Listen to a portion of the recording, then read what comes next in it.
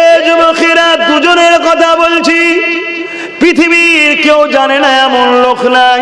পৃথিবীর শক্তিশালী জালিম সন্ত্রাস একটা শাসক, যার নাম হলো ফেরাউন। সে চেয়েছিল মুসা নবীর দ্বীনের প্রচার, যেটা ছিল ইসলাম। মুসা নবী ছিল মুসলমান, মুসা নবীর কলেমা ছিল লা ইলাহা ইল্লাল্লাহ মুহাম্মাদুর রাসূলুল্লাহ। আর মুসা নবীর উম্মতদের কলেমা ছিল লা ইলাহা ইল্লাল্লাহ মুসা কালিমাতুল্লাহ। তিনারাও এক আল্লাহর উপাসনা করতেন। সেই মুসা নবী এবং তিনার অনুসারী দিগকে ফেরাউন চেয়েছিল মিটিয়ে দেবে। এই যুবকেরা তরুণের আল্লাহর হুকুম হয়ে গেল। মুসা নবী তিনার সাথীদের ঘরে নিয়ে মিশর ছেড়ে রওনা দিতে লেগেছে। আর যেতে যেতে দেখা যায় রাস্তায় নীল নদ পড়ে গেছে। ওই ফোরাত নদীর তীরেতে, ওই নীল নদীতে সামনে বিশাল তুফান চলছে। আর পিছন দিকে ঘুরে দেখে হাজার হাজার উলঙ্গ তরোয়াল নিয়ে এমন করে সন্ত্রাস ফেরাউন তার বাহিনী নিয়ে আসছে। মুসলমানদেরকে মেরে দেবে, ইসলামকে মুছে দেবে, মুসা নবীকে শেষ করে দেবে। মুসলমান তার সাথে যারা আছে একটা কাউকে রাখবে না, সব টুকরো করে দেবে, সব কিছু কাটা করে মেরে দেবে। এই দৃশ্য দেখে সাথীরা বলতে লেগেছে, ও হযরত নবী মুসা, আমরা তো বিপদে পড়ে গেলাম। সামনে বিশাল সাগর, যদি আমরা এতে লাফ দিই এই তুফানে আমরা মারা যাব, শেষ হয়ে যাব। আর যদি না সামনে দিকে আগায়, পিছন দিকে বিশাল হাজার হাজার বাহিনী নিয়ে উলঙ্গ তরোয়াল নিয়ে ফিরাউন বাহিনী নিয়ে আসছে। এই জায়গাতে আমরা বাঁচবো কি করে? মুসা নবী বলেছিলেন, চিন্তা করো না, কখনোই আমরা শেষ হব না, কারণ আমাদের হিফাজতের দায়িত্ব স্বয়ং আল্লাহ পাক নিয়েছে। আরো জোরে বলুন সুবহান। আল্লাহ পাক আমাদেরকে যে ডিউটি দিয়েছে, ওই ডিউটি যদি আমরা পালন না করি, আল্লাহ পাকের দয়া তো আমাদের উপর থেকে উঠে যাবে, আল্লাহর সাহায্য তো আমাদের উপর থেকে উঠে যাবে। এক শ্রেণীর মানুষ তারা মুখেও অবিশ্বাস করে, দিল থেকেও অবিশ্বাস করে, কিন্তু আমরা মুখে বলি ইসলামকে মানি, হাকিকাত ইসলামের কাজগুলোকে পালন করি না। এই জন্য আল্লাহ আমাদের উপরে নারাজ হয়ে গেছে। যদি আমরা আল্লাহ পাকের আযাব থেকে নাজাত পেতে চাই, আমাদেরকে ন্যায়ের পক্ষে ফিরে আসতে হবে, অন্যায়ের বিরুদ্ধে লড়তে হবে। সেই অন্যায়ের বিরুদ্ধে লড়তে গিয়ে যদি জীবন চলে যায়, চলে যাবে। যে যদি খাটতে হয় খাটতে হবে, কাজ কাম যদি চলে যায় চলে যাবে। তোমাকে আল্লাহ পরীক্ষা নেবে, ওই পরীক্ষায় তোমাকে পাস করতে হবে। তুমি আল্লাহকে ভালোবাসো বলো। আর আল্লাহ যখন কোনো বান্দার উপরে জুলুম অত্যাচার হয়, আল্লাহর কোন বান্দির উপরে অত্যাচার জুলুম যখন হয়, কেন তুমি আল্লাহর সেই বান্দা বান্দির সাথ দিলে না? এই জমিনের উপরে অন্যায়কে মিটিয়ে ন্যায়কে কেন প্রতিষ্ঠিত করলে না? এই জমিনের উপরে নেশা মুক্ত সমাজ গড়ার জন্য কেন তুমি চেষ্টা করলে না? এই জমিনের উপরে সুদ ঘুষ মুক্ত সমাজ গড়ার কেন তুমি চেষ্টা করলে না? আজকে যদি জমিনের উপরে ঘুষকে বন্ধ করার জন্য তুমি আমি যদি চেষ্টা করতাম, তাহলে তোমার আমার সমাজে ঘুষ যদি না থাকতো, তাহলে অনুপযুক্ত লোক কোনো চাকরি করতো না, আর উপযুক্ত গুলো আজকে বাদাম বিক্রি করতো না। ঠিক না বেঠিক? উপযুক্ত গুলো এখন রাস্তায় ঘুরে বেড়াচ্ছে, হকারি করছে, আর অনুপযুক্ত গুলো ঠিক তেমন সব জায়গায় অনুপযুক্ত চলে যাচ্ছে। কেন? ঘুষের সিস্টেম, ঘুষ শুনছেন? আর ইসলাম বলছে ঘুষ মুক্ত সমাজ গড়ার নাম ইসলাম। জান বস, ইসলাম বলবেন তো ঘুষ দিয়াও যেমন নিষেধ, ঘুষ লিয়াও। তাহলে আমরা বলুন, আমরা ঘুষ বন্ধ করতে চাই? কোথায় করছি? আজকে যদি ঘুষ সিস্টেম বন্ধ থাকতো, তাহলে আজকে যে বলে 26,000 চাকরিজীবী যে কলকাতায় আজকে যে আন্দোলন করছে, এই আন্দোলনটা হতো? কেন সিস্টেম নাই, যে উপযুক্ত সে চাকরি পেত, যে উপযুক্ত নয় সে পেত না। আমার কথা বুঝছেন তো নাকি? আপনি ভাববেন আপনি এসেছেন হুজুরের ছেলে, নামাজ রোজার কথা বলবেন, এই চাকরি নিয়ে বলছেন কেন? এটাই তো আমাদের ধ্বংসের কারণ। নামাজের কথা যেমন বলতে হবে, রোজার কথা যেমন বলতে হবে, ঠিক তেমনি এটাও বলতে হবে, এর নামও ইসলাম। জোরে বলুন সুবহানাল্লাহ।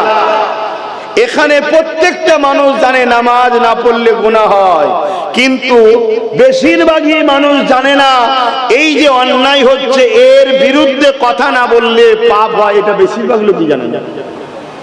এই জানে এখানে রোজা না রাখলে গুনাহ হয় সবাই জানে, কিন্তু নিজের দেশের জন্য, নিজের সার্বভৌমত্বকে নিরাপদে রাখার জন্য চেষ্টা না করলে গুনাহ হয়, এটা কটা মুসলমান জানে? কেন আমাদেরকে এই ওয়াজ করার তো উলামা নাই। নামাজের উলামা কয়েক কোটি পাবেন, রোজা রাখার কথা বলার উলামা কয়েক কোটি পাবেন, হজ করার কথা বলার উলামা কয়েক কোটি পাবেন, মাদ্রাসা বানাও মসজিদ বানাও এ উলামা কয়েক কোটি পাবেন, কিন্তু আমাদেরকে এইটা বলার লোক কই যে আমাদের প্রতিবেশী যদি একটা অমুসলিমও রাত্রিরে ক্ষুধার্ত খেয়ে শোয়, কিয়ামতের দিন আল্লাহ তোমাকেও জিজ্ঞাসা করবে সে অমুসলিম তো কি হয়েছে? তোমার আমার আল্লাহর সৃষ্টি না সৃষ্টি না? আল্লাহর সৃষ্টিকে খেতে দিলেন না কেন? এটার কথা কজন বলে? বলো। আমরা সবাই জানি নবী আমার দ্বীনের প্রচার করেছে। আল্লাহ নবী কি প্রচার করেছে, কবে কি প্রচার করেছে এটাই তো জানলাম না। আমরা সবাই বলি নবী বা নামাজের প্রচার করেছে, রোজার প্রচার করেছে, হ্যাঁ করেছে, কিন্তু নামাজটা কবে নবী নিয়ে আসলো, কোথা থেকে নিয়ে আসলো এটাই তো ভুলে গেলাম। এ যুবকেরা, আল্লাহ নবী মেরাজ থেকে নামাজ এনেছে। মেরাজে নবী কবে গিয়েছিল? 27 রজব নিবারাতে রাত্রে গিয়েছিল, কিন্তু মনে রাখবেন কত হিজরিতে গিয়েছিল এটাই তো আমরা জানি না। আল্লাহ নবী 621 মেরাজে গিয়েছিল, আর নবী পাক নবুয়তের কাজ শুরু করেছিল 610-এ। নামাজ এনেছে 11 বছর পর। এই 11টা বছর ধরে নবী আমার কি করেছিল? এই 11টা বছর ধরে নবী আমার জমিনের প্রত্যেকটা অন্যায় অত্যাচারকে বন্ধ করেছিল, অত্যাচারীদের হাত থেকে নারীদের বাঁচিয়েছিল, বজমন করে এতিমদের অধিকার দিয়েছিল, বিধবার মর্যাদা দিয়েছিল, জালিম শাসকদের দাসত্ব শিকল থেকে মানুষ জাতিকে আল্লাহ নবী মুক্ত করেছিল। নবী পাকের আখলাক চরিত্র ব্যবহারে দলে দলে মানুষ নবীর উপরে দিওয়ানা হয়ে গিয়ে আমার নবীকে মুহাম্মদ রাসূলুল্লাহ বলে মেনে নিয়েছে। আরো জোরে বলুন সুবহান।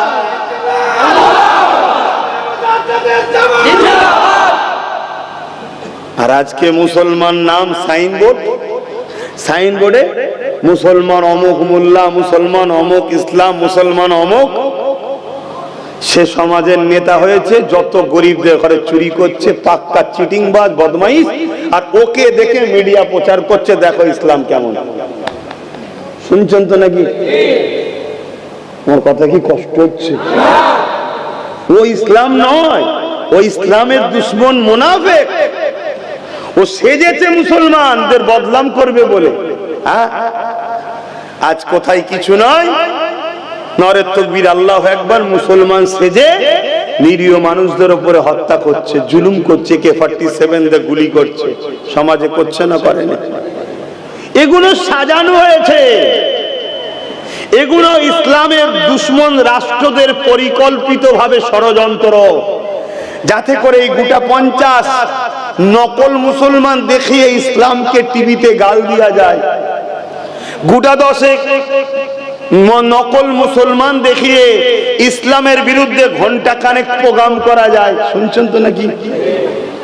কেন হাজার হাজার বছর ধরে এরা, এদের পূর্বপুরুষরা সবাই মিলে চেষ্টা করেছে ইসলামের ভুল বার করার, কোরআনের ভুল বার করার, ইসলামকে মিটিয়ে দিবার। তারা মিটে গেছে। ইসলাম আজও পৃথিবীর বুকে সব থেকে দ্রুত নতুন করে মানুষ যে ধর্মে ঢুকছে সে ধর্মের নাম হলো ইসলাম। জোরে বলুন সুবহানাল্লাহ। আমেরিকা চেয়েছিল ইসলামকে মুছে দেব, ডব্লিউ বুশ সুপার পাওয়ার, আজকের আমেরিকার থেকে সেদিনের আমেরিকার পাওয়ার আরো বেশি ছিল। এখন তো আমেরিকা এবার দুর্বলের দিকে যাচ্ছে, কেন দাদাগিরি বেশি দিন চলে না, অন্যের হাতে চলে যায়। এখন যে আছে এই আমেরিকা এবার দুর্বলের দিকে যাচ্ছে। যখন ডব্লিউ বুশ ছিল তখন আরো সুপার পাওয়ার ছিল। সেই ডব্লিউ বুশ চেয়েছিল ইসলাম আমেরিকা থেকে মুছে দেবো। শুনছেন তো নাকি?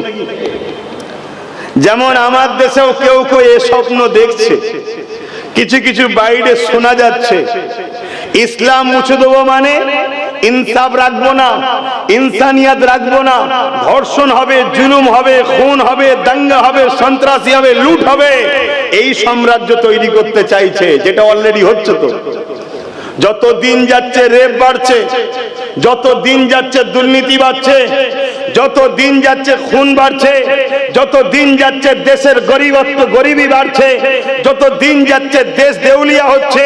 কেন? যারা দেশকে চালাতে চাইছে তারা ইসলাম মুক্ত করতে চাইছে। ইসলাম মুক্ত মানেই তো ধ্বংস হওয়া। শুনছেন তো নাকি? হ্যাঁ, আমরা তো আরবি শব্দটা দেখে অনেকে ভুল ব্যাখ্যা করছে। শব্দটা আরবি, বাংলা মানে কি? শান্তি, নিরাপদ, সভ্যতা, ইনসাফ, ইনসানিয়াত, সুসমাজ ব্যবস্থা, দুর্নীতি মুক্ত সমাজ ব্যবস্থা। শুনছেন তো নাকি? আর এগুলো ইসলামের একজন লোক যদি দাঁড়িয়ে থাকে ইমানদার, একজনই কিন্তু অন্যায়ের মোকাবেলায় কথা বলবে। শুনছেন? এজন্য জালিম শাসকরা কখনো ইসলামের মান্যওয়ালা প্রকৃত থাকুক এটা চাই না। তাই আমাদের যুব সমাজকে ইসলামের দুশ্মনরা মেলা দিয়েছে, খেলা দিয়েছে, গান দিয়েছে, যাত্রা দিয়েছে, মদ দিয়েছে, জুয়া দিয়েছে, লোন দিচ্ছে, লে কিস্তিতে গাড়ি লে।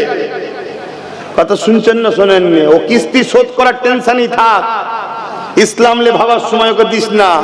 আর আমাদের ওই ইয়ং জেনারেশন ভাবছে আমাদের আপন, সব হই হই করছে, হই হই করছে না।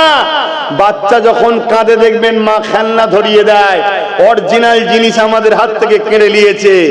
আমরাই তো মূলত সমস্ত সমাজের মানুষের নিরাপত্তা আমরাই দেব, কিন্তু সেই জায়গা থেকে আমাদেরকে বার করে দিয়ে খেলনা ধরিয়ে দিয়েছে।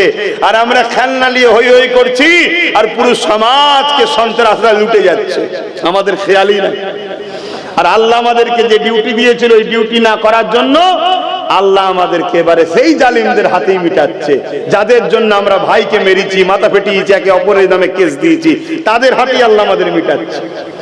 চাকরি নেই, শিক্ষা নেই, কারবার নেই, পদ নেই, অন্য অন্য রাজ্যে যদিও বা কাজ করছিল সেখান থেকে মেরে আবার তাড়াচ্ছে।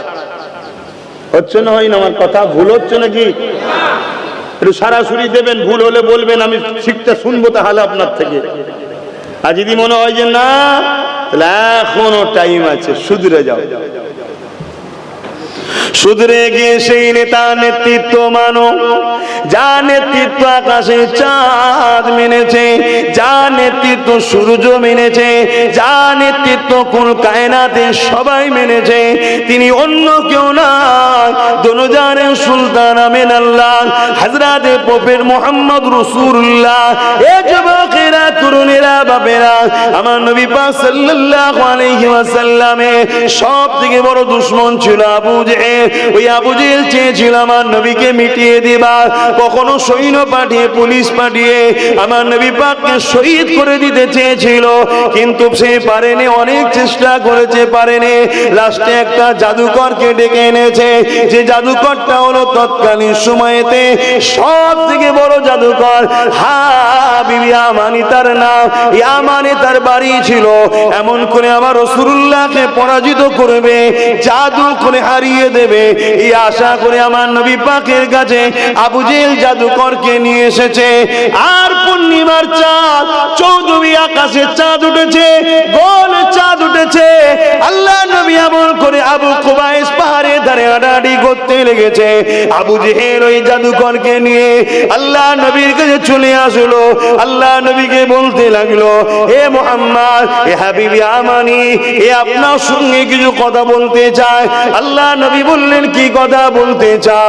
ওই হাবিবি আমানি বলল, আপনি যে নবী দাবি করেছেন, রাসূল দাবি করেছেন, আখেরি মেসেঞ্জার দাবি করেছেন, প্রফেট দাবি করেছেন, আল্লাহর পক্ষ থেকে যে আপনি এসেছেন, এর কিছু নমুনা আমাকে দেখান। তবে নমুনাটা জমিনে দেখালে হবে না, আসমানে দেখাতে হবে। কেন? জাদুকররা জানে জাদু জমিনের উপরে হয়, আসমানের উপরে চলে না। এই সমাজে কিছু বাবা বেরিয়েছে, চমৎকার বাবা। কি বাবা? চমৎকার বাবা। নানা রকম সব জাদুর খেলা দেখায়। শুনছেন? এই সব চমৎকার খেলা দেখে আমার সমাজের প্রচুর মানুষ তাদের কাছে যে তাদের গোলাম হয়ে যাচ্ছে। কিন্তু যারা প্রকৃত মুহাম্মদ রসুলের গোলাম, তাদেরকে কি গোলাম বানাতে পারবে? তাহলে এই বাবারা ইসলামের দুশ্মন হবে না? হবে না? এই কোচি, তুমি কি করছো? তুমি পড়াশোনা করো না? ওই তোমার পিছনে টুপি, পড়াশোনা করো, তোমার হাতে অত বড় ফোন কেন? তোমার ছেলে ওটা, তো তুমি তোমার চিনা শোনা লোক, তোমার ছেলের হাতে ফোন কেন? সব জায়গায় ওয়াচ করি যে ফোন দেবে না, ফোন না দিলে একদিন কাঁদবে, দুদিন কাঁদবে, 1 ঘন্টা 2 ঘন্টা পরে ঠান্ডা হয়ে যাবে, আর ফোন দিলে সারা জীবন কাঁদতে হবে। এখন তোর পড়াশোনার জীবন। ছেলেগুলোকে এইভাবে নিজেরা বাপেরা ধ্বংস করো না। বাচ্চা কোনো লাইফকে বাপ মা এইভাবে নিজেরা ধ্বংস করো না। কি কম্পিটিশনের সময় চলছে দেখতে পাচ্ছ না? তোমরা বাচ্চাদের হাতে মোবাইল তুলে দিচ্ছ। তোমাদের উচিত বাচ্চাদের হাতে বই, খাতা, পেন তুলে দাও। তুমি কি করছো? মানে বসে বসে গালে হাত দিয়ে বদমাশি করতে এসছো? তোমাকেও আমি চিনি। ওই যে সাদা গেঞ্জির সামনে, হ্যাঁ, দুষ্টুমি করবে না। ভালো করে এসেছো, ভালোবেসে বসে আসছো। শুনছেন তো ভাই কি কথা বলছিলাম? জাদুকরও জানে জাদু জমিনে চলে, আসমানে চলে না। এত বড় বড় সব বাবা বেরিয়েছে, নবীর বিরুদ্ধে বলছে, ইসলামের বিরুদ্ধে বলছে, আছে না? নাই, অনেক বাবা বেরিয়েছে, ইসলামকে খতম করে দেবো, টেন্ডার নিয়েছে। ওই সব বাবাদেরকে বলি, একটা চুলকোনা মিটাতে পারবি? চুলকোনা বোঝেন তো নাকি? শুনছেন তো নাকি? এমন একটা ফুসকুড়ি দেবে, ওই ফুসকুড়িটাকেই মিটাতে পারবি না। এ বাবা লেগেছে ইসলাম মিটাবো, আর এই সব ভণ্ড 2 নম্বরের পাল্লায় পড়ে আমাদের সমাজের ছেলেরা তারা হই হই করতে লেগেছে। একবারও ভাবছে না আমার বাচ্চার ভবিষ্যৎটা কি? আমার বাচ্চাটা কি আইপিএস অফিসার হবে? আমার বাচ্চাটা কি জজ হবে? আমার বাচ্চাটা কি ডব্লিউবিসি অফিসার হবে? আমার বাচ্চাটা কি বড় নাম করে একটা উকিল হবে, ব্যারিস্টার হবে? আমার বাচ্চা কি এমএলএ এমপি হবে? একবারও ভাবেনি। 200 টাকা দাও আর হই হই করো, 200 টাকা দাও আর হই হই করো। আর তার সাথে রয়েছে ডেট এক্সপায়ার করা মদ খা। কোম্পানি এমনি ফেলে দিচ্ছে, নিয়ে চলে আয়, দে, খা, আর হই হই করছে। আহা, এই যুব সমাজকে দেখে বড় দুঃখ লাগছে, যেদেরকে বুঝাবার কেউ নেই। আর এদেরকে কেউ বুঝাতে চাইলে এরা বুঝতেও চাইছে না। হাই হাই হাই, কারো যদি ভালো না চাও, নিজের তো কমসে কম লোক ভালো চাই নাকি? কিন্তু এদেরকে দেখে আফসোস হচ্ছে, এরা নিজেদের ভালোটা চাইছে না। নিজের তো একটা ভালো চাই মানুষ। তা হাবিবে আমানি আমার রাসূল পাক সাল্লাল্লাহু আলাইহি সাল্লামকে জিজ্ঞাসা করছে যে আসমানি কিছু করে দেখাও। এই শুনছো যুবকরা, আল্লাহ তোমাকে কোন নবীর উম্মত করেছে? আল্লাহ তোমাকে বলেছে মুহাম্মদ রাসূলের নেতৃত্ব মানো, আর তুমি মুহাম্মদ রাসূল ছেড়ে দিয়ে গেঁজাখোর, মাতাল, বদমাইশ, চোর, লম্পটের নেতৃত্ব মানছো। তো তোমার উপরে খোদার মার হবে না তো কার উপরে হবে? তুমি কে? তুমি নিজেকে ভুলে গেলে? তুমি নিজেকে চিনতে পারছো না, তুমি কার পিছনে ঘুরছো? সামান্য একটু ভিক্ষার জন্য। এই ভিখারিটা তুমি হলে কেন বল? এই ভিখারিটা হলে কেন? আজকে যাদেরকে আমরা দেখছি পৃথিবী বিখ্যাত বিখ্যাত ধনী, তাদের লাইফ স্টাইল কখনো পড়ে দেখেছো? তারা জন্মগত ধনী কেউ হয়ে জন্মায়নি, সব গরিবই ছিল। কেউ বোম্বাই 500 টাকা দিয়ে বাদাম বিক্রি করত, আজকে সে পুরো বোম্বাইকে কিনার তার পয়সা আছে। তুমি গরিব হলে কেন? আল্লাহ তোমাকে বলেছে না চেষ্টা করো, তুমি চেষ্টা করেছো? চেষ্টার জন্য কখনো ভেবেছো তোমার চেষ্টার রাস্তা কোথায়? তোমার চেষ্টার রাস্তা হলো যে মুহাম্মদ সাল্লাল্লাহু আলাইহি ওয়াসাল্লাম সবথেকে গরিব, সবথেকে পিছিয়ে পড়া, সবথেকে অসহায়, সবথেকে বিমার, সবথেকে পিছিয়ে পড়া মদিনা শরীফকে পৃথিবীর সবথেকে শ্রেষ্ঠ টপে আজকের দিন পর্যন্ত পৌঁছে দিয়েছে। সেই নবীকে তোমার ফলো করে বিজনেস অর্থনীতি নিয়ে তোমার ভাবা দরকার ছিল। জোরে বলুন সুবহানাল্লাহ। কখনো তুমি তোমার নবীর অর্থনীতি নিয়ে পড়েছো বলো? আর আমরা যদি তোমার নবীর অর্থনীতি বুঝাতে চাই, তোমাদের তো সময় নাই যে হুজুরকে ডেকেছি, হুজুর নামাজের কথা বলবে, সেই ঘুরিয়ে ফিরে একটাই কথা, এই নামাজ পড়তে হয়, জানো না? জানো না? কিন্তু নামাজ পড়েও কবুল হচ্ছে না 90% লোকের। শুনছো? 90%। আজকের তারিখে বলছি, কালকে তো 100%ই কবুল হবে না। এই জীবনে হুজুরটা আবার কি বলছে? আমি কে বলার বাপ? মুখ তো আমার, কথা আমার তো নয়। শরিয়ত কি আমার বাপের নাকি আমার কথা চলবে? শরিয়ত তো আমিনার লালের। আল্লাহ নবী বলেছেন আখেরি জামানায় মসজিদ ভর্তি লোক থাকবে, একটা লোক ইমানদার থাকবে না। নামাজ হওয়া তো দূরের কথা, একটা লোক ইমানদার থাকবে না। শুনছেন? আমি অনেক চিন্তা করে দেখেছি যে কেন কেন আল্লাহ নবী বললেন অন্যায় দেখলে হাত দিয়ে রাখো। মন দিয়ে শুনবেন, অন্যায় দেখলে হাত দিয়ে রাখো। যদি হাতে ক্ষমতা না থাকে, অন্যায় দেখলে মুখ দিয়ে প্রতিবাদ করো। যদি প্রতিবাদ করার ক্ষমতা না থাকে, অন্যায়কে ঘৃণা করে দূরে সরে যাও। এই তিনটের মধ্যে কোনোটা যদি না থাকে, আল্লাহ নবী বলছেন তার মধ্যে ঈমান নাই। শুনছেন? আজ লাখো কোটি মুসলমান অন্যায় দেখছে, হাত দিয়ে রোখে নে। অন্যায় দেখছে, মুখ দিয়ে প্রতিবাদও করেনি। অন্যায় দেখছে, দিল থেকে ঘৃণা করেনি। উপরন্তু অন্যায়কারীদের সঙ্গে সামান্য এক কাপ চায়ের বিনিময়ে তাদের হ্যাঁ হ্যাঁ বলতে লেগেছে, তাদের গা মিলিয়ে চলতে লেগেছে। নবী পাকের হাদিস হলো অন্যায় দেখলে হাত দিয়ে রোখো। যদি হাত দিয়ে রুখতে না পারো, মুখ দিয়ে প্রতিবাদ করো। যদি মুখ দিয়ে প্রতিবাদ না করতে পারো, ঘৃণা করে সরে যাও। আজ আমরা কি দেখলাম? এই সমাজের মধ্যে যারা আমাদের বেটিদের ইজ্জতকে লোটে, আর যারা ইজ্জত লোটে ওই আসামিদেরকে বাঁচাবার জন্য, যারা এমন করে জামিনদার হয়ে দাঁড়িয়ে যায়, ঢাল হয়ে দাঁড়িয়ে যায়, আমরা ওই অসহায় বেটির পক্ষে না দাঁড়িয়ে ওই জালিম অত্যাচারীদের পক্ষপাতিত্ব আমরা নিই। এই অন্যায়ের বিরোধী না করে, এই অন্যায়কে মিটাবার স্বপ্ন না দেখে, এই অন্যায়ের বিরুদ্ধে না বলে, এই অন্যায়কে ঘৃণা করে না থেকে, এই অন্যায় যারা করেছে তাদেরকে যারা বাঁচাতে চায়, সেই জালিমদের সঙ্গে আমরা মিশে থাকি না? থাকি না? শুনছেন? ভুল হতে পারে মানুষের, যদি আমরা ধরিয়ে না দিই আপনি তো ধ্বংস হয়ে যাবেন। আমি ওয়াজ করবো না আওয়াজ করব? কোনটা? ওয়াজ করবো না আওয়াজ করবো? কোনটা? হ্যাঁ, ওয়াজ আলাদা জিনিস, আওয়াজ আলাদা জিনিস। আপনারা ওয়াজ শুনছেন না আওয়াজ শুনছেন?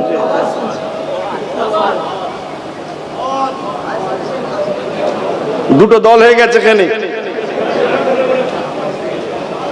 যারা আওয়াজ শুনছো তারা বেকার সময় নষ্ট করছো, আর যারা ওয়াজ শুনছো তারা কামিয়াবি হচ্ছে। কেন? নবী ওয়াজ করেছিলেন, আবু জেহেল আওয়াজটা শুনেছিল, খুব সুন্দর আওয়াজ, কিন্তু আবু বকর সিদ্দিক আওয়াজের পাশাপাশি হুজুরের কথাটা, ওয়াজটা, নসিহত, ওয়াজ মানে ভালো কথার উপদেশ দেওয়া, ওইটাকে শুনেছিল, তাই সিদ্দিক আবু বকর হয়ে গেল। জোরে বলুন সুবহানাল্লাহ। এখন তোমরা কোনটা চাইছো, যে হুজুর ওয়াজ করুক না আওয়াজ করুক? যদি ওয়াজ করি তাহলে হক কথা বলতে লাগবে। যেমন আমরা দেখলাম এই বাংলায় আমাদেরই একটা বোন, আল্লাহরই সৃষ্টি, তিলোত্তমা নাম, কলিকাতা মেডিকেলে না কি বলে আরজি করে ডাক্তার ছিলেন, লেডি ডাক্তার, রেপ হয়ে গেল। সেই রেপিস্টদেরকে বাঁচাবার জন্য যারা উকিল ফিট করেছে, আমরা আজকে লাখো মুসলমান সেই জালিমদের সাথে আছি না নাই? আল্লাহ নবী বলছেন, অন্যায়ের সাথে যে থাকে তার ঈমান থাকে না। এই শুনছেন বাপ? তাহলে ওয়াজ করব তো? হ্যাঁ। পাপ দুই ধরনের হয়, মন দিয়ে শুনবেন। একটা নিজের ক্ষতি, আর একটা ইনসাফ, ইনসানিয়াত, ধর্মের ক্ষতি। নিজের ক্ষতি যে করে সে যদি তওবা করে নেয়, আল্লাহ মাফ করে দেবেন। জোরে বলুন সুবহানাল্লাহ। কিন্তু কেউ যদি মানবতার, সভ্যতার, ইনসাফ, ইনসানিয়াত, যেটাকে ইসলাম বলে, এর যদি কেউ ক্ষতি করে, তার মাফ নাই। আল্লাহ নবী যে বললেন মসজিদ ভর্তি লোক থাকবে, একটাও ঈমানদার থাকবে না। এর কারণটা কি হতে পারে?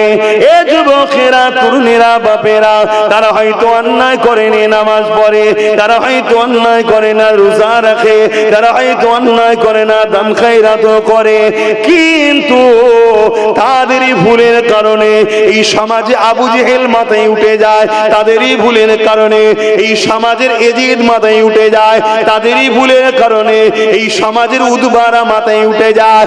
আর তারা মাথায় উঠে গিয়ে ক্ষমতার জোরে ওয়াকাফ কালা কানুন তৈরি করে মসজিদকে মিটিয়ে দিতে চাইছে, মাদ্রাসাকে মিটিয়ে দিতে চাইছে, দ্বীন ইসলামের ঐতিহ্যকে মিটিয়ে দিতে চাইছে।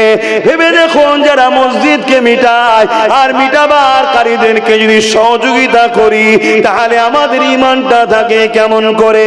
মাদ্রাসাকে যারা মিটাতে চায়, তাদেরকে যদি আমরা সহযোগিতা করি, তাহলে আমাদের ঈমানটা থাকে কি করে?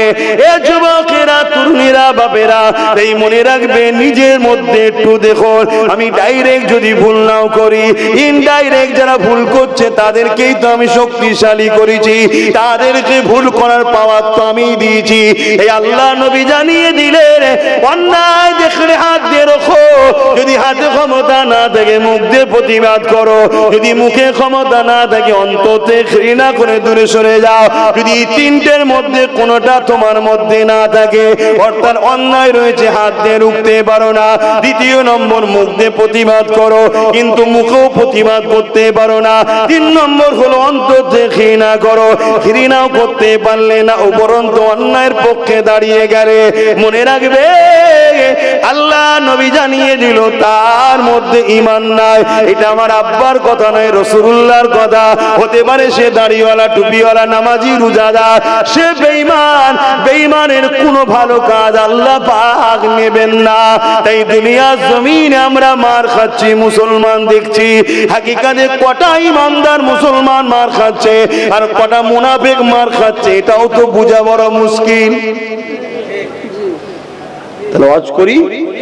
হ্যাঁ, ওয়াজ করছি আমি, মনে রাখবেন। হ্যাঁ, এখনো সময় আছে। যদি ক্ষমতা থাকে হাত দিয়ে রোখো, দেখছো একা পারবো না, মুখ দে, তাও পারবো না, অন্ততে ঘৃণা করে, এটা তো আল্লাহ জানছে, চোখ সরে যাও। তুমি তা না করে সেই জালিমদের পক্ষপাতিত্ব এখনো। হ্যাঁ,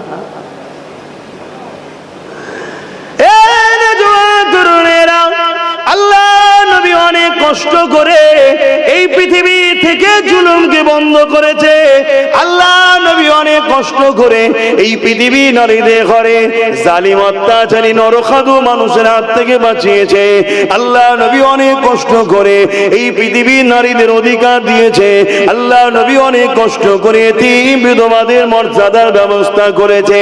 আল্লাহ নবী অনেক কষ্ট করে এই পৃথিবীর জমিনের মানুষগুলোকে এক আল্লাহ দাসত্ব করা শিখিয়েছে। আল্লাহ নবী অনেক কষ্ট করে এই পৃথিবীর জমিনে না ইনসাফ ইনসানিয়াত প্রতিষ্ঠিত করেছে। আজ সেই নবীর উম্মত দাবি করে আমরাই তো ইনসাফের বিরুদ্ধে, আমরাই তো ন্যায়ের বিরুদ্ধে, আমরাই তো নারীদের অধিকারের পক্ষে নয়, আমরাই তো গরিবদের ঘরে জুলুম করার, যারা জুলুম করে তাদের পক্ষে। তাহলে বলুন তো আমার আল্লাহ পাক আমাদেরকে কেন সাহায্য করবে? মনে রাখবেন, ইসলাম ছিল, আছে, থাকবে। ইসলামকে কোনো মা এমন সন্তান জন্ম দিতে পারেনি ইসলামকে মিটিয়ে দিতে পারে। কেননা ইতিহাস বলতে লেগেছে আজ যারা ইসলামকে মিটাতে লেগেছে এদের থেকে বড় বড় তাগুতি শক্তি যারা ছিল তারাও ইসলামকে মিটাতে চেয়েছে। আল্লাহ তাদের সঙ্গে দুই ধরনের ব্যবহার করেছে, হয় তাদেরকে মিটিয়ে দিয়েছে, নাই তাদেরকেই আল্লাহ ইসলামের খাদেম বানিয়ে দিয়েছে। তরুণেরা, পৃথিবীর রাজা ছিল নমরুদ, ইসলামকে মিটাতে চেয়েছিল। আর আমাদের অনেকের ধারণা হলো ইসলাম নাকি ১৫০০ বছরের। এটা আবার একটা ভুল ধারণা আমাদের মধ্যে আছে, ইসলাম ১৫০০ বছরের। না রে, ইসলাম ১৫০০ বছরের না। ইসলাম তো বাপ আদম মা হাওয়া থেকে শুরু। জোরে বলুন সুবহানাল্লাহ। যেখানে পৃথিবীতে ৩টে মানুষ ছিল না, দুজনেই ছিলেন ইসলামের অনুসারী, সেদিন থেকে ইসলাম। কিন্তু আজকে আমরা বড় দুঃখের সাথে বলতে হয়, টিভিতে একদল মানুষ ডিবেটে বসে পাগলা কুকুরের মতো কি যে বকে আল্লাহ ভালো জানে, আর কুকুরই ভালো জানে। আমি কি করে বলি বলেন না? দিন রাত বকে যাচ্ছে, ১৫০০ করে যাচ্ছে। আরে মাথা মুটা পাগল, জানিস না যে জিনিস ভালো তাহলে জান। ১৫০০ বছর আগে ইসলামের শেষ মেসেজ দাতা এসেছে, শেষ রসুল এসেছে, শেষ প্রফেট এসেছে। এর আগে আরো ১,৭২,২,২৪,০০০ নবী রসুল এসেছে। জোরে বলুন সুবহানাল্লাহ। এবং যিনি শেষ এসেছেন তিনি আবার সবার আগে সমস্ত প্রফেটদেরও তিনি নেতা। জোরে বলুন সুবহানাল্লাহ। কেন ভিআইপি তো শেষেই আছে নাকি গো? একটু কথা বলছেন না আপনারা? ভিআইপি তো শেষে আছে। সবাই এসে চেকিং করে বক্তব্য দিয়ে ভিআইপি সম্বন্ধে প্রচার করে। যিনি আসছেন ওনার এত পাওয়ার, এত এই ক্যাটাগরি, এই দাম, এই দাম, এই দাম। কি হয় না? আমরা সমাজে দেখি কিছু চোর নেতা আছে, সমাজে দেখেছেন তো নাকি? তার আগে ছোট ছোট চোরগুলো উঠে বলে আমার নেতা এই করেছে, আমার নেত্রী এই করেছে, আমার নেতা এই করেছে, আমার নেত্রী এই করেছে, প্রচার করে না? খুব তবলা ভাজায়। লাস্টে বড় চোর লাস্টে শেষে এসে সব করে দেবো, সব ২ নম্বর চিটিংবাজ। শুনছেন তো নাকি? আর মিথ্যাকে যেমন বলাও হারাম, মিথ্যুককে সাপোর্ট করাও ইসলামে হারাম। কথা শুনছেন তো নাকি? আচ্ছা, এই কথাটা সমস্ত উলামাদেরই বলার দরকার তো। হ্যাঁ, তাহলে আরো জিনিসটা ভালো হয় না? আমরা হাতে গোনা কয়েকজন শুধু বলি, হাতে গোনা, আমি একা বলি না, আরো অনেকে বলে। কিন্তু সেটার থেকে যদি আরো সবাই মিলে উলামারা বলে, মসজিদের ইমাম থেকে শুরু করে সবাই যদি বলে, তাহলে সমাজের মুসলিম যুব সমাজ তাহলে কিন্তু পরিবর্তন হওয়ার আরো সহজ রাস্তা হবে। তাই তো নাকি গো? যুবকদের স্বার্থে সবাইকে হক কথা বলতে হবে। না, আমাদের নতুন প্রজন্ম খারাপের দিকে চলে যাচ্ছে, আমাদের নতুন প্রজন্ম ধোঁকায় পড়ে যাচ্ছে, আমাদের নতুন প্রজন্ম আশায় মরেছে চাষা। এটা প্রবাদ বাক্য আছে না? আমাদের যুব সমাজ আশা করে শেষ হয়ে যাচ্ছে। তো যাই হোক, কিন্তু আমার মহান সৃষ্টিকর্তা রব্বুল আলামিন তিনি দোনো জাহানের সুলতানকে পাঠাচ্ছেন, যিনি শত শেষে আসছেন, সুপার পাওয়ার, সর্বদিক দিয়ে সব থেকে উত্তম আখলাক ও চরিত্রওয়ালা। কোরআন জিনার সম্বন্ধে বলছেন ইন্নাকা আলা খুলুকিন আযীম, সব থেকে উত্তম চরিত্রওয়ালা হলো মুহাম্মদ রাসূল। জোরে বলুন সুবহানাল্লাহ। আমার হাবিবি আমানির কথা মনে আছে তো নাকি? আমরা মনে রাখবেন, কিন্তু একটু অন্যদিকে এসেছি, এখান থেকে যাই ফিরে ওখানে যাচ্ছি। তাহলে আমি কোন কথা বলতে গেলাম? ইসলাম নাকি ১৫০০ বছরের, বলে তো নাকি? না, ইসলাম হলো বাপ আদম মা হাওয়া থেকে। বাকি বাপ কোন ধর্ম কত বছরের ওলি আমি কোনো তর্কেও যাব না, আর আমার জানারও কোনো ইন্টারেস্টও আপনাদের আছে নাকি? আমাদের কিসের ইন্টারেস্ট আছে? যার যেটা পছন্দ সে খোঁজ করবো না, আমার কি ইন্টারেস্ট আছে? তবে হ্যাঁ, কেউ আমার ধর্ম সম্বন্ধে মিথ্যা বলুক, এটা আমি পছন্দ করি না। তুমি তোমারটা নিয়ে চালাও। তুমি যদি বলতে পারো বলো না, যে যখন তুমি যদি আরো কিছু বলতে পারো বলকে যাও, আমার দেখার দরকার নেই। কিন্তু পুরো পৃথিবীর যত আসমানি কিতাব আছে, কথা বুঝে আসছে, তওরাত থেকে শুরু করে ইনজিল জবুর থেকে শুরু করে বা বড় বড় যত কিতাব আছে, সব কিতাবেই আছে পৃথিবীর প্রথম মানুষ দুজন, একজনের নাম আদম আর একজনের নাম হাওয়া। তারা এক প্রভুর বিশ্বাসী ছিলেন, আর ইসলাম এক প্রভুর বিশ্বাসী। জোরে বলুন সুবহানাল্লাহ। ক্লিয়ার? আর এইটুকু শোনেন, বাপ আদম সর্বপ্রথম এসেছে আমার হিন্দুস্তানে। জোরে বলুন সুবহানাল্লাহ। তাহলে হিন্দুস্তানে ইসলাম কবে থেকে বুঝতে পারছেন তো? হ্যাঁ, আজ কিছু লোক সেই ইসলামকে মুছে দেবো। উদ্দেশ্য একটাই, এই সমাজের গরিব সমাজকে কৃতদাস দাসী বানাতে চায়। ইসলাম যতদিন থাকবে কৃতদাস দাসী প্রথা থাকতে পারে না। শুনছেন তো নাকি? কেন কৃতদাস দাসী প্রথার বিরুদ্ধে আমাদের যুদ্ধ করা ফরজ, করতেই হবে যুদ্ধ। শুনছেন তো নাকি? মানুষ কখনো মানুষের দাস দাসী নয়। সে গরিব হতে পারে, সে ফুটপাতে পড়ে থাকতে পারে, সে মুটেওয়ালা হতে পারে, ঠেলাওয়ালা হতে পারে, চাষি হতে পারে, মেতর হতে পারে, মুচি হতে পারে, সে মানুষ। তাকে ঘৃণা করার অধিকার কারো নয়। শুনছেন না শোনেন না? যে মানুষকে ঘৃণা করে তার বিরুদ্ধে যুদ্ধের ঘোষণা আমাদের পক্ষ থেকে দেয়া আছে। ঠিক না বেঠিক গো? ওই জন্য দেখছে যে গোলাম যে বানাবো গরিব গুলোকে, এই গোলাম বানাতে গেলে সব থেকে বড় বাধার কারণ হয়ে দাঁড়াচ্ছে ইসলাম। তো এদের কাছ থেকে ইসলামকে কারাও যাচ্ছে না। মাদ্রাসায় এত ভাঙছি, তাও আবার করে ফেলছে। মাদ্রাসা যদিও রুকে দিচ্ছি, জলসার মাধ্যমে দিনের শিক্ষা দিয়ে দিচ্ছে। যদি একেও অন্ধ বল দিতে চাইছি, আবার অনলাইনে দিনের আলোচনা হয়ে যাচ্ছে। কোনোভাবে তো পারা যাচ্ছে না। তা চলো ইসলামকেই রাখবো না। শুনছেন তো নাকি? এটা কি নতুন না আগে হয়েছে? হ্যাঁ, যারা চেয়েছে তাদের সঙ্গে আল্লাহ দুই ধরনের শাস্তি, দুই ধরনের ব্যবহার করেছে। নাম্বার 1, হয় মিটিয়ে দিয়েছে, আর না হয় ইসলামের খাদেম বানিয়েছে, গোলামি করেছে। জোরে বলুন সুবহানাল্লাহ। আসুন একটু দেখা যাক নাকি? হ্যাঁ, এ যুবকেরা, দুজনের কথা বলছি। পৃথিবীর কেউ জানে না এমন লোক নাই। পৃথিবীর শক্তিশালী জালিম সন্ত্রাস একটা শাসক, যার নাম হলো ফেরাউন। সে চেয়েছিল মুসা নবীর দ্বীনের প্রচার, যেটা ছিল ইসলাম। মুসা নবী ছিল মুসলমান, মুসা নবীর কলেমা ছিল লা ইলাহা ইল্লাল্লাহ মুহাম্মাদুর রাসূলুল্লাহ। আর মুসা নবীর উম্মতদের কলেমা ছিল লা ইলাহা ইল্লাল্লাহ মুসা কালিমাতুল্লাহ। তিনারাও এক আল্লাহর উপাসনা করতেন। সেই মুসা নবী এবং তিনার অনুসারী দিগকে ফেরাউন চেয়েছিল মিটিয়ে দেবে। এই যুবকেরা তরুণের আল্লাহর হুকুম হয়ে গেল। মুসা নবী তিনার সাথীদের ঘরে নিয়ে মিশর ছেড়ে রওনা দিতে লেগেছে। আর যেতে যেতে দেখা যায় রাস্তায় নীল নদ পড়ে গেছে। ওই ফোরাত নদীর তীরেতে, ওই নীল নদীতে সামনে বিশাল তুফান চলছে। আর পিছন দিকে ঘুরে দেখে হাজার হাজার উলঙ্গ তরোয়াল নিয়ে এমন করে সন্ত্রাস ফেরাউন তার বাহিনী নিয়ে আসছে। মুসলমানদেরকে মেরে দেবে, ইসলামকে মুছে দেবে, মুসা নবীকে শেষ করে দেবে। মুসলমান তার সাথে যারা আছে একটা কাউকে রাখবে না, সব টুকরো করে দেবে, সব কিছু কাটা করে মেরে দেবে। এই দৃশ্য দেখে সাথীরা বলতে লেগেছে, ও হযরত নবী মুসা, আমরা তো বিপদে পড়ে গেলাম।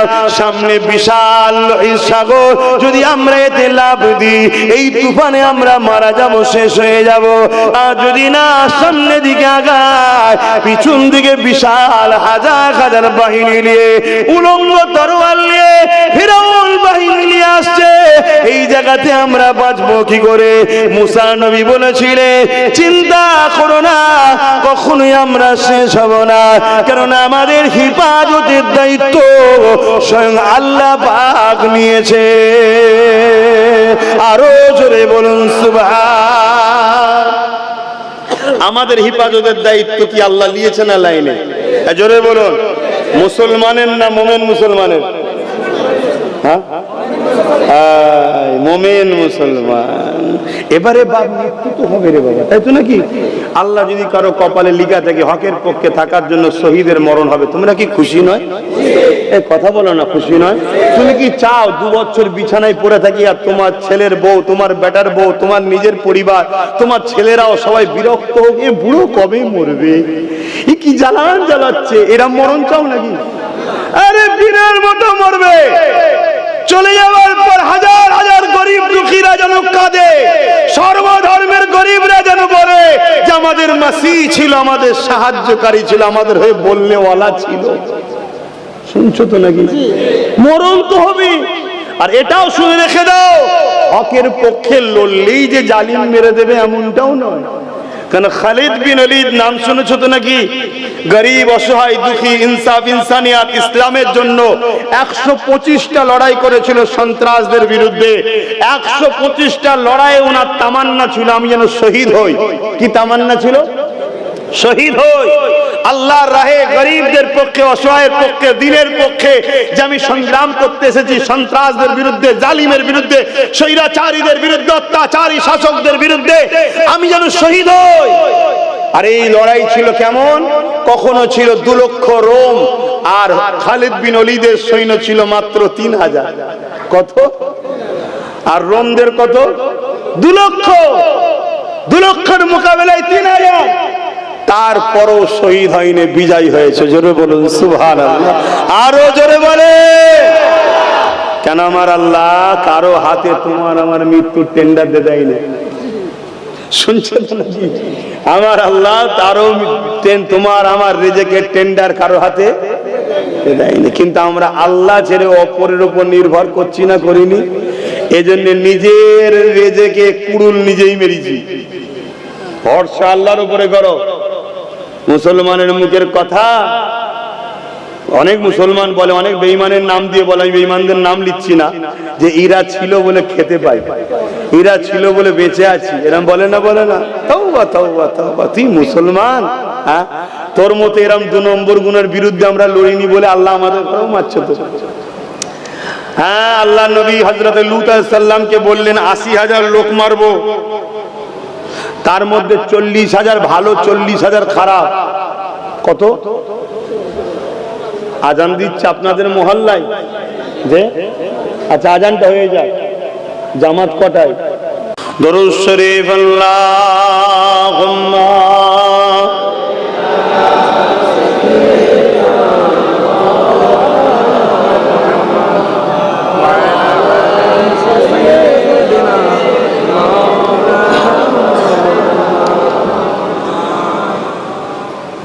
যাদের হৃদয়ে আছে আল্লাহর ভয়, তারা কবু নবী বলে যায় না। আল্লাহর প্রেমে ছাড়া এই দুনিয়ায় কারো কাছে কোনো কিছু চাই না। যাদের হৃদয়ে আল্লাহর ভয় আছে তারা কখনো নবী ভুলতে পারবে? আর আজকে বলুন, আমাদের হৃদয়ে আল্লাহর ভয় আছে? আল্লাহ নবী বললেন আখরি জবানে আমার উম্মতরা প্রচুর মার খাবে। কারণ কি? তাদের অন্তর থেকে আল্লাহর ভয় সরে যাবে, দুনিয়ার ভয় এসে যাবে, তাগুতি শক্তিকে ভয় করবে। দেখুন না, আমরা আল্লাহর ভয় থাকলে আমরা আমাদের বাড়ির মেয়েগুলোকে ওই 500,000 টাকার জন্য বাইরে বার করতে পারতাম? বলে, এ তো ইসলামের দুশ্মনদের একটা প্ল্যান, যে ইসলামের পুরুষদের হাত আর কবুল হচ্ছে না, নারীদের হাত কবুল হচ্ছে। নারীগুলোকে 1,000 2,000 যাই যাকে যাক, ওদেরই তো অকাপের টাকা দেবো, কমসে কম বেপর্দা করে বাইরে বার কর। শুনছেন? আজ আমরা ধ্বংসের দিকে কেন যাচ্ছি বুঝতে পারছেন? যদি সত্যিই তুমি দরদি হও, তাহলে নারীর বাবাকে দিলে হয় না? নারীর ভাইকে দিলে হয় না? নারীর স্বামীকে দিলে হয় না? যেটা তোমার আম্মার জিনিস সন্তানের হাতে দিলে হয় না? না, মহিলাকেই আসতে হবে। খুব সাবধান, আখরি জামানা। যাদের হৃদয়ে আছে আল্লাহর ভয়, তারা কবু নবী ভুলে যায় না। প্রেম ছাড়া এই দুনিয়া কারো কাছে কোনো কিছু চাই না। রাতের আধারে যারা সিজদাতে রয়, দু চোখের আশোতে নদী যেন বয়। রাতের আধারে যারা সিজদাতে রয়, দু চোখের আশোতে নদী যেন বয়। চলো না ঘাচানি যত আসো, চলো না ঘাচানি যত আসো, পিছনে ফিরো তাকায় না। যাদের হৃদয়ে আছে আল্লাহর ভয়, তারা কবু নবী ভুলে যায় না। আল্লাহ প্রেম ছাড়া এই দুনিয়া কার কাছে কোনো কিছু চাই না। দিনে কায়েমের পথে যারা অবিচল, তারা হলো আল্লাহর প্রিয়জন। দিনে কায়েমের পথে যারা অবিচল, তারা হলো আল্লাহর প্রিয়জন। বাতিলের কাছে যারা হার মানে না, বাতিলের কাছে যারা হার মানে না, সংগ্রাম করে যায় অমরণ। তাই তো, বাতিলের কাছে হার মানলে হবে? কেউ যদি বলে দিল্লি গিয়ে আন্দোলন করো, হার মেনে গেলে হবে? আরো বেশি করে আন্দোলন করতে হবে। আন্দোলন করে বলতে হবে তোর মতো পাগলের কথা আমরা শুনছি না, তাই তো নাকি? আর যদি এই জায়গায় বলে হয় না হবে না, তাহলে জানতে হবে তুমি আল্লাহর প্রিয়জন, তাহলে আল্লাহর সাহায্য হবে কি হবে না? হ্যাঁ, বাতিলের কাছে যারা হার মানে না, সংগ্রাম করে যায় অমরণ। যাদের হৃদয়ে আছে আল্লাহর ভয়, তারা কবু নবী ভুলে যায় না।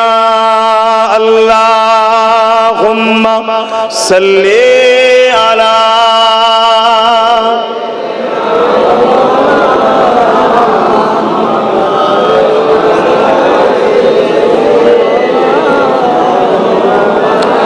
বাপজান আমার আজান দিয়েছে, নামাজের ব্যাপার আছে, আমি সংক্ষেপ করব। আবার একবার বলছি, বদরে 313 জন জিতেছে, 2 লক্ষ মোতার যুদ্ধ, রোমদের আর ওইদিকে 3000 মাত্র, তাও বিজয় হয়েছে।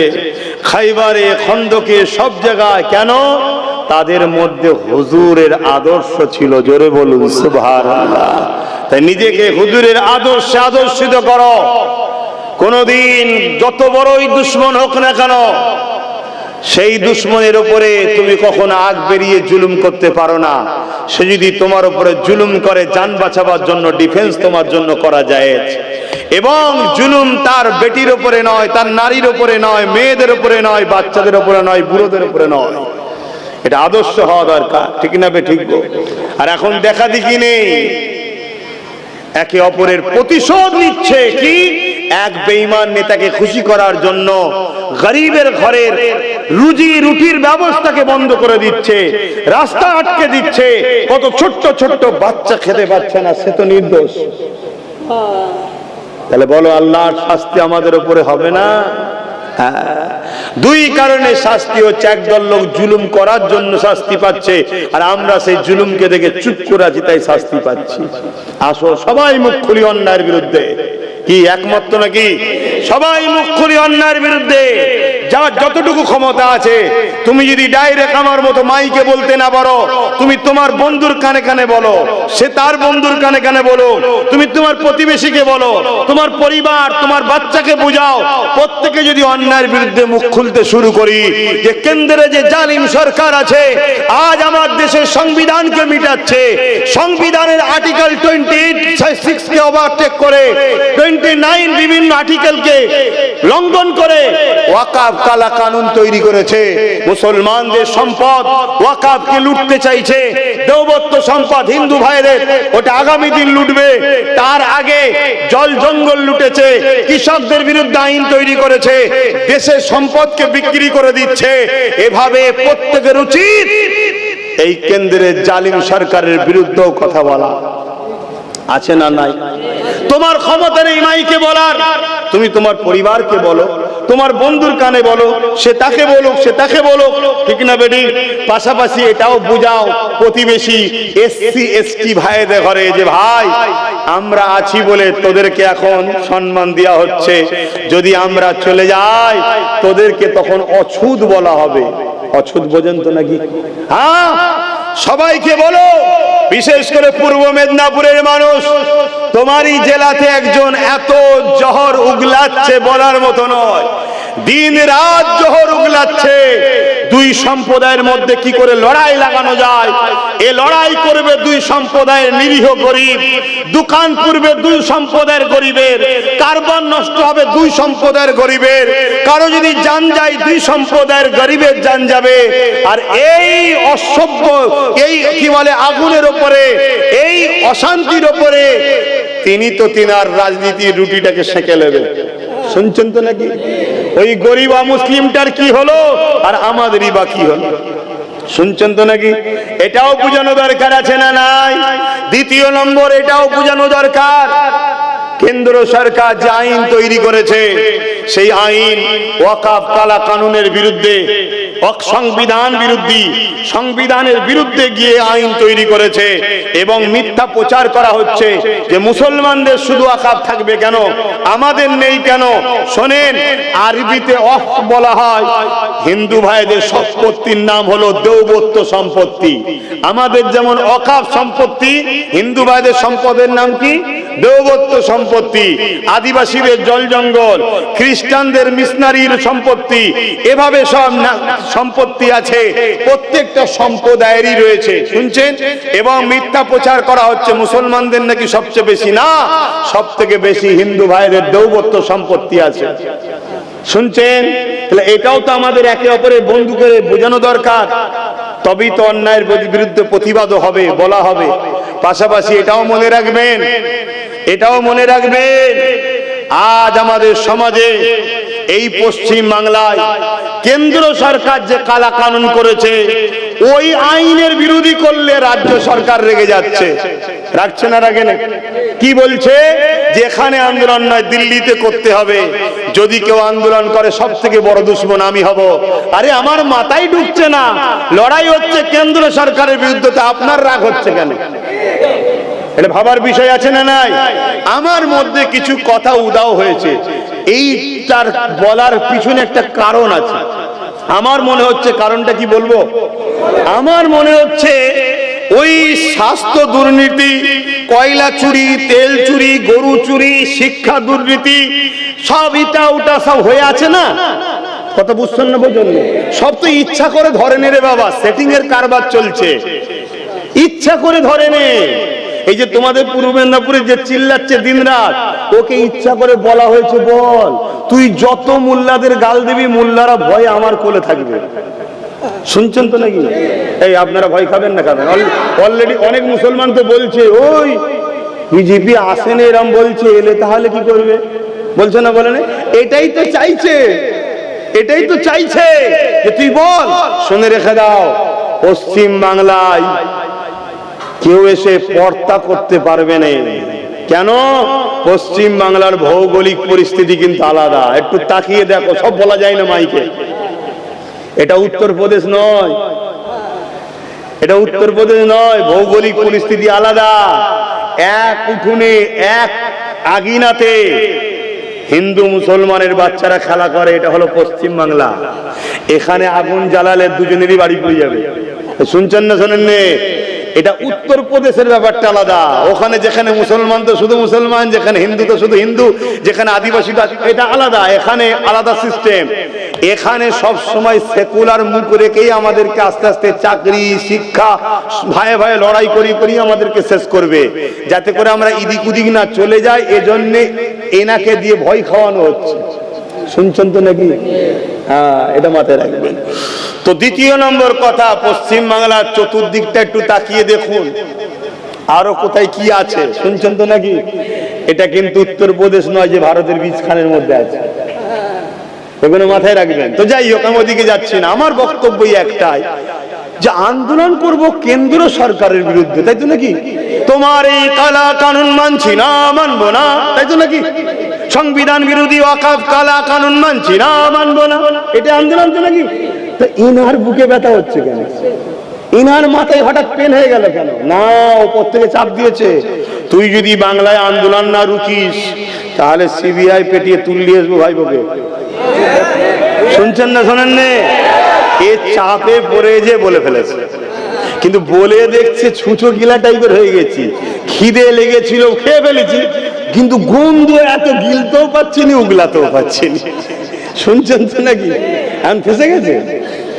হাজার হাজার মানুষ এই কথাটাকে মেনে নিতে, যারা এর জন্য লড়াই করেছে, এর জন্য মারপিট করেছে, এর জন্য ভাইয়ের খুন করেছে, এর জন্য ঘর ভেঙেছে মুসলমানের, তারাও বলছে কি সর্বনাশের কথা, আমার মসজিদের জন্য আমি বাংলায় কথা বলবো না, আমার মাদ্রাসার জন্য আমি কথা বলবো না।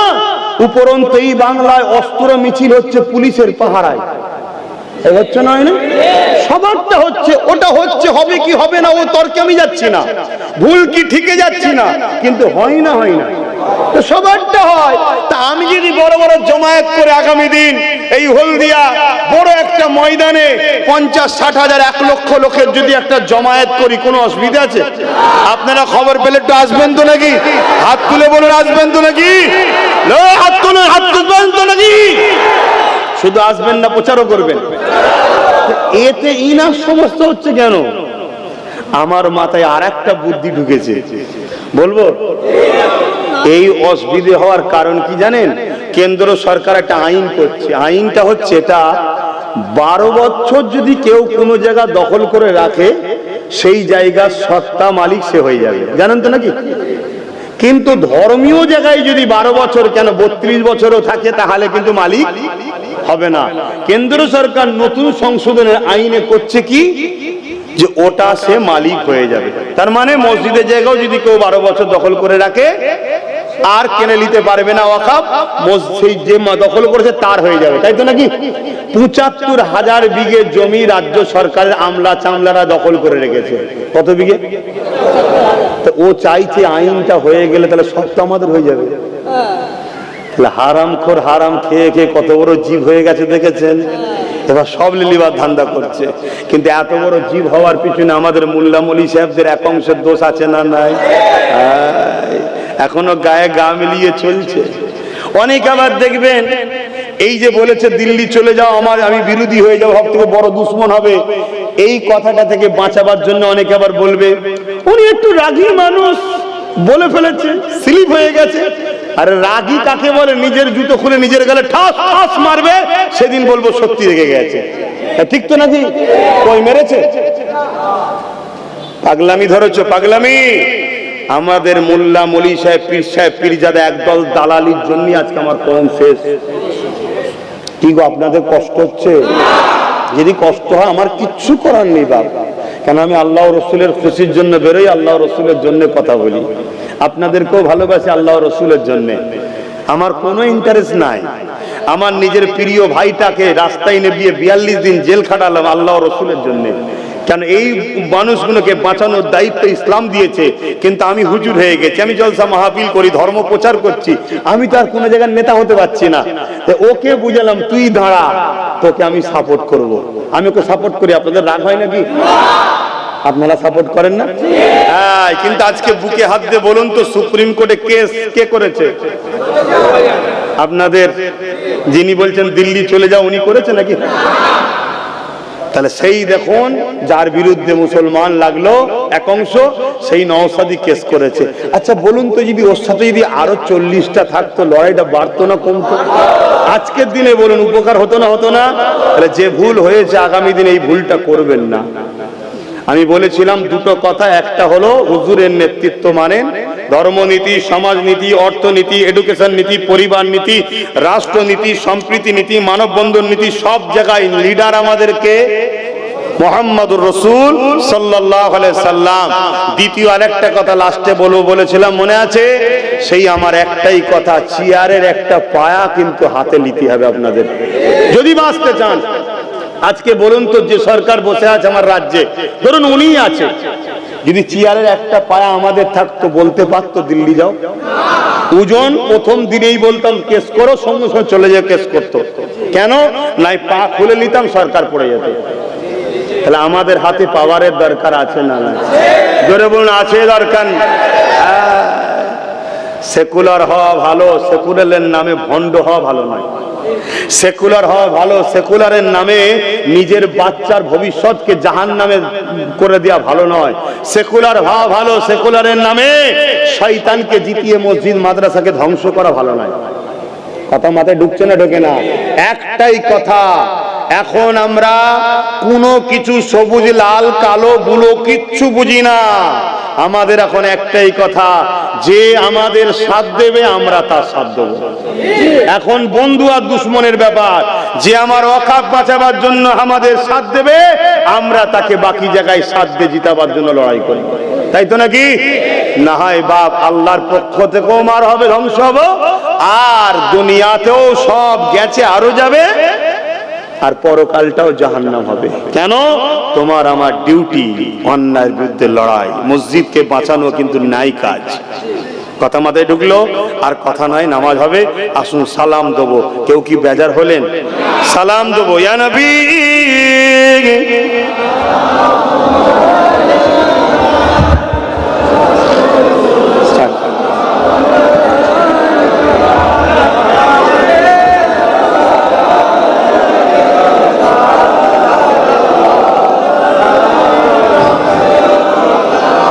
এই যে আমরা দাঁড়িয়ে সালাম দিই, এ নিয়েও সমাজে একটা ইখতিলাফ আছে, জানেন তো নাকি?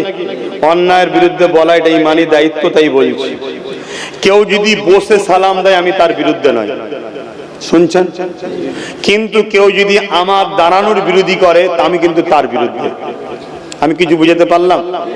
কেউ যদি বসে সালাম দেয় আমি তার বিরুদ্ধে নয়, সেটা তার রুচি, তার পছন্দ, জবাব হুজুরের কাছে দেবে, আমার কি দেখার দরকার। কিন্তু কেউ যদি আমার দাঁড়ানোর বিরোধী করে আমার কিন্তু তার বিরুদ্ধে।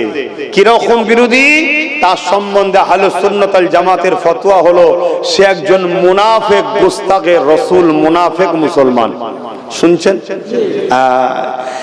আমাদের মধ্যে ৭২টা দল আছে যারা মুসলিম সুরাতে ইসলামের দুশমনদের বন্ধু।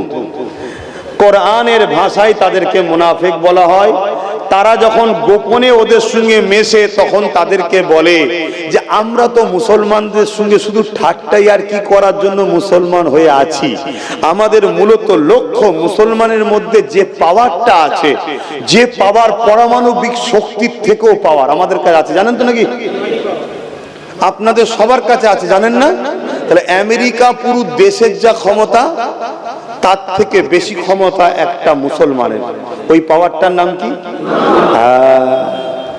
ওই পাওয়ারটার নাম হলো ঈমান। কিন্তু এই পাওয়ারটাকে আজকে বার করছে ৭২টা মুনাফিক মুসলমান দল। কটা? আমার কথা এটা? নবী পাকের কথা। নবী বলেছেন আহলে সুন্নাত ওয়াল জামাত এটা হলো জান্নাতি দল। জোরে বলুন সুবহানাল্লাহ। বাকি ৭২টা ফিরকা হবে, তারা নারী, টুপি, নামাজ, রোজা সব থাকবে, তারা জাহান্নামী। হুজুর কি করে চিনবো? আল্লাহ নবী বললেন তাদের কাছে সব থাকবে, আমি নবী, আমার আদব ও আমার প্রেম থাকবে না। শুনছেন? তাহলে আমরা মোল্লা মৌলী সাহেব দেখবো, কিন্তু যার মধ্যে নবীর প্রেম আদব নেই তার সাথে আমরা, জোরে বলুন, নেই। যার মধ্যে নবীর আদব নেই তার সাথে আমরা নাই। তাহলে এই দাঁড়িয়ে সালাম দেওয়াটা হলো আদবে রাসূল। এটা রাসূলকে আদব করা হচ্ছে। সুন্নতে সাহাবা, সাহাবা হুজুরদের সুন্নাত এটা। জোরে বলুন সুবহানাল্লাহ। কিন্তু কেউ যদি বসে দেয়, আহলে সুন্নাত ওয়াল জামাতের উলামাদের আকীদা বাড়াবাড়ি করো না, কেন এটা ফরজও নয়, ওয়াজিবও নয়, সুন্নতে মুআক্কাদা নয়। তুমি তাকে প্রেমের সাথে বুঝাতে পারো যে সাহাবা হুজুররা দাঁড়িয়েছে তাই আমরা দাঁড়াই, বাপ আপনিও দাঁড়ান। যদি তার মনে হয় দাঁড়ানো দাঁড়াবে, না মনে হয় সে জবাব দেবে, কিন্তু এলিয়ে ঝগড়া নিজেদের মধ্যে করা উচিত নয়। কিন্তু কেউ যদি আমার প্রেম আদবে বাধা দেয় তাহলে জানতে হবে সে গুস্তাখে রাসূল, বিয়াদবে রাসূল, সে হলো মুনাফিক মুসলমান ৭২ দল। এটা আমাদের জানা দরকার আছে না? না, তাই আপনাদেরকে একটু জানালাম। আসেন, আমাদের মধ্যে এই ৭২টা দলকে করছে ইসলামের দুশমনরা। এর পিছনে সব থেকে বড় অবদান হচ্ছে ইহুদি আর খ্রিস্টানদের। তারা কোটি কোটি ডলার টাকা খরচ করে এই নকল ইসলাম, নকল মুসলমান দল তৈরি করছে। তাদের একটাই কাজ, নকল মৌলী সাহেবদের একটাই কাজ, নামাজ দেবে, রোজা দেবে, দাড়ি দেবে, টুপি দেবে, জুব্বা দেবে, পাগড়ি দেবে, কোরআন তেলাওয়াত দেবে, সব দেবে, শুধু কাজ একটা, এখান থেকে নবীর প্রেম আর আদবটাকে বার করলে, অর্থাৎ পারমাণবিক শক্তির থেকেও যে শক্তি ইমান, ইমানটাকে বার করলাম। আর ইমান যখন বেরিয়ে যাবে, এ মুসলমান নিজের ভাইকে নিজেরাই কাটবে, নিজেরাই খুনোখুরি করবে, নিজেরাই সামান্য ভিক্ষার জন্য মারপিট করবে, ছিঁড়াছিড়ি করবে, চুরি করছে না, করে না? সব ইমানের সমস্যা, সব ইমানের সমস্যা। না হয় একটা অমুসলিম না হয় বলছে দিল্লি চলে যাও, এর আগে দুটো মুসলিম নামধারীও বলেছে না, বলেন? কিসের সমস্যা? এটা ইমানের সমস্যা। এদের ভেতর থেকে ইমান বেরিয়ে গেছে, এরা জানে না, কথা মাথায় ঢুকছে তো। যাক, আল্লাহ আমাদের ইমান ইজ্জতকে হিফাজত করে, বলুন আমিন। আসেন সকলে প্রাণ ভরে উচ্চ আওয়াজে জবান খুলে পড়ুন, ইয়া নবী সালাম, ইয়া রাসূল, ইয়া হাবিব সালাম,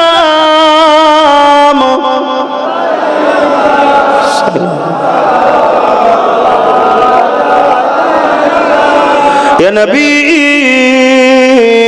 নামো ও পিয়ারা, ইয়া রাসূল নামো ও পিয়ারা, আরশ पर हक ने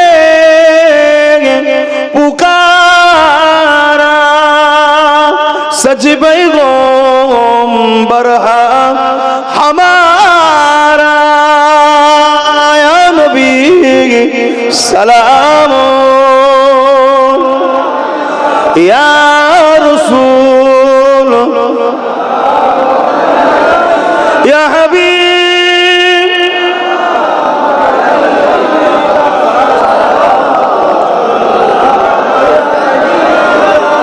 কঠিন হাসরের দিনে কি আছে মোদের কপালে,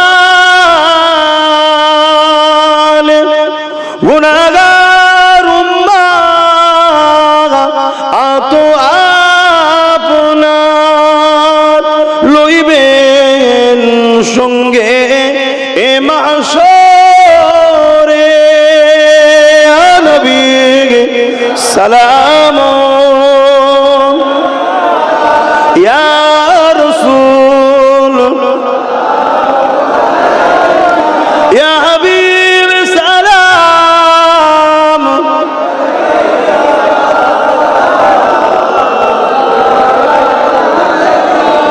বাপজান আমার, এই ওয়াকফ কালা কানুনের বিরুদ্ধে লড়াই করছে যারা, এবং এই যে রাজ্য সরকারের অহংকারের দিল্লি চলে যাও এর বিরুদ্ধেও যারা বলছে, সেই আন্দোলনকে আমি সাপোর্ট করছি, শুনছেন তো?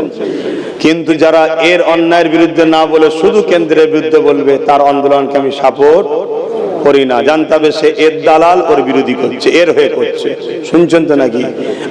এখানে এও অন্যায় করছে। তো যাক, আগামী দিন আমি যদি আপনাদেরকে ডাকি যে চলুন আমার পাশে একটু দাঁড়ান, সবাই মিলে ব্রিকেটে যাব, আমার ডাকে সাড়া দেবেন আপনারা? একটু আল্লাহকে সাক্ষী রেখে বলবেন হ্যাঁ দেবেন, আলহামদুলিল্লাহ। কিন্তু গাড়ি ভাড়া দিতে পারবো না, পূর্ব মেদিনীপুরের মানুষ, ভাড়া নিয়ে যাওয়া অভ্যেস আছে নাকি গো? খাওয়া পেলে যাবেন নাকি? নিজেদের ঐতিহ্য বাঁচাবার জন্য এবং নিজেদের অধিকার ফিরে পাওয়ার জন্য, ভিক্ষা নয় অধিকার যদি লিবার জন্য আমি ডাকলে খবর পেলে যাবেন তো? আমি এভাবে বাংলার প্রত্যেকটা জায়গায় গিয়ে প্রচার করছি। কেন আমি চাই 20 থেকে 30 লক্ষ লোকের একটা জমায়েত করব, বলুন ইনশাআল্লাহ। কোনো নারী নয়, শুধুমাত্র পুরুষ। কারণ আমার মায়েদের তাদের বডিগার্ড আমরা শেষ হয়ে যাবার পর তারা, তাই তো নাকি?